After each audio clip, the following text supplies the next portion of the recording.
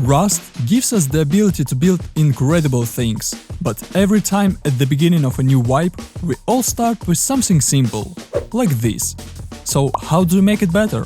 Today I'm gonna show you 5 easy tips and tricks to improve your starter base in Rust. We'll be applying these simple techniques to take this 2x1 from simple to advanced.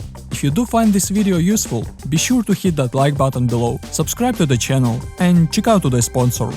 Rustly is one of the fastest growing Rust websites with a lot of games to play, many deposit methods, including skins, cards and crypto, and instant withdrawals with a store full of skins. You can claim 5 free cases by using code STELIC or clicking the link in the video description. You can battle against real players or bots in games like Case Battles, Coin Flip and even Minefield, and win cool skins. And if it's not enough for you, you can get a lot of bonuses and free cases every 24 hours. In fact, you can get 5 free cases right now if you click the link in the description or go to rustly.com and use code STELIC. And now, let's get back to the video.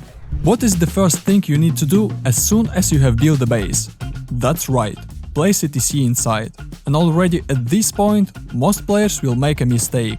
There are 4 ways to place a TC in your base. You can place it in the far left corner, short side facing the door, or the long side facing the door. And the same thing on the right side, with the short side facing the door or the long side. But of all these options, only one is right. You must remember once and for all, the TC should always be in the corner where you've made the entrance to your base, unless you decide to build a stair bunker in the future.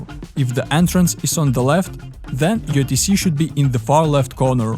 If the entrance is on the right, then it should be in the right corner. But why is that? If you add a double door in the middle for extra protection, no one will be able to see your TC from the outside, so it will be impossible to break it, at least if your enemies don't have grenades or molotovs. But even now the TC is placed incorrectly, because it must be placed with the long side facing the door. This is necessary for a more convenient placement of the boxes inside, which I'll show you a little later. The next step is to place the doors correctly in the airlock and in the base itself. And most players don't even think about it. You can make the entrance to your base from either the left or right side. For example, you decided to make the entrance on the right. In this case, after you build an airlock, your door will not block the entrance. So any player can get in and break your sleeping bag or steal resources from the box. Of course, you can say that you can build a doorway in the airlock on the other side, but then you won't be able to expand your base, because this whole area won't be used. This means that the entrance should be only on the left side. In this case, your door will block the entrance to the base, and it will be impossible to get into the airlock, even if you don't have the first door. You can also easily expand your base by adding 2 triangles while spending minimum resources. So this is the only right way to build a 2x1. In the end, your starter base should look like this. The entrance is on the left, the TC is also on the left, with the long side facing the door, and the double door is in the middle. Now let's move inside and try to make use of every inch of space here. First, place a large box in the right corner, next to the TC, as close to the wall as possible.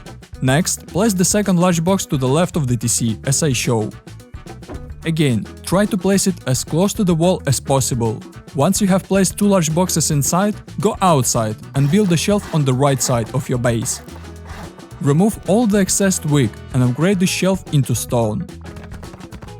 Move to the far right corner and place the third box in the remaining space.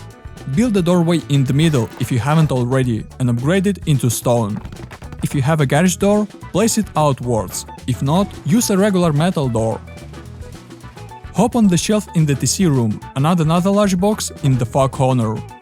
Next, place a furnace in the opposite corner, jump onto it and place the last large box on the shelf. Now you have 5 large boxes in one room, which are very easy to reach. Let's move on to the second square. First, you need to place a workbench next to the door. Next, put 2 more furnaces in the remaining space on the left side. Hop onto your workbench and place 2 small boxes on the shelf in the TC room. Also, add 2 more small boxes at the bottom. And finally, throw 2 sleeping bags in the remaining space and place 2 small boxes under the workbench. We managed to fit 5 large boxes, 6 small boxes, 3 furnaces, 2 sleeping bags, a workbench and etc. into this 2x1, and it's easy to move around inside, as there is plenty of open space. But you can make this base even more convenient by adding simple electricity. All you need for this is a small battery, a solar panel, 4 storage adapters, 1 industrial conveyor, a wire and a pipe tool. Place a small battery on the workbench inside your base. Then climb on the roof and put up a solar panel facing north. If you don't have a compass in the game, press Escape, go to Options and enable the compass visibility setting. Next, run a wire from the solar panel output to the small battery in your base. Clip a storage adapter to each furnace and to the large box you use to store resources. Attach the industrial conveyor to the wall behind the first furnace and power it up with a small battery. Take a pipe tool and connect the first storage adapter on top of the box to the conveyor. Then connect the conveyor to the first furnace, then the first furnace to the second furnace, and so on until your final furnace. And finally, connect the last furnace to the storage adapter on the first box.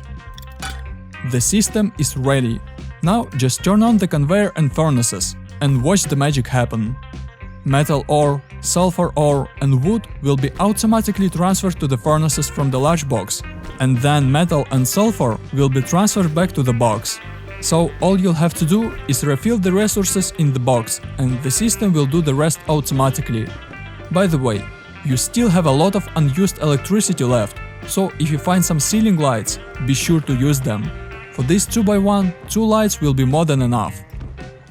You can also attach a heater above the door if you build this base in the winter biome. You'll have enough electricity for all of this, and even have extra left over. Already at this stage you have a great base with plenty of storage space, automatic furnaces, electricity and heating. But what if I told you that you could fit a locker in here too? Sounds crazy, right? But after we used every inch of space inside the main base, this triangle looks very empty. So let's fix that, because we have to use absolutely every space inside. First of all, you need to build another airlock. You need to expand this base anyway, so this would be a great bonus. You can upgrade it into stone, or if you don't have enough resources, use wood at first. Next, place the doors as I show, so that they block the entrance to your base. Pick up the door leading to the main core and make it open inwards. Upgrade the wall on the right into metal, as well as the foundation, both doorways, and the ceiling in this triangle. Next, rotate this wall and the doorway on the right, so they all face hard side inwards.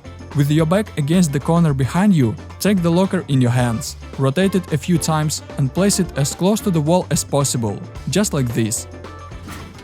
It fits perfectly into this triangle without blocking the passage, and you can throw an extra sleeping bag next to it to use the space on the floor. And don't forget to rotate the wall and doorway back to its normal position. You can only rotate the wall from the outside, or by using a bind to reduce the radius of the hammer. I'll leave this bind in the comments below, so you can just copy it.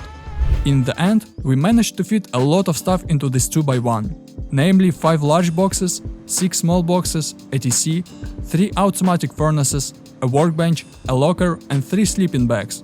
Not bad, right? But I have one more extra tip for you. If you don't build 2 airlocks, you can make a very simple, cheap and strong bunker. Just build 2 low triangles and 1 high triangle as I show. Upgrade 2 triangles on the left into stone and don't upgrade the last one. Instead, cover it with a honeycomb on the left and rotate this wall. Next, build a half wall on top to create an exit.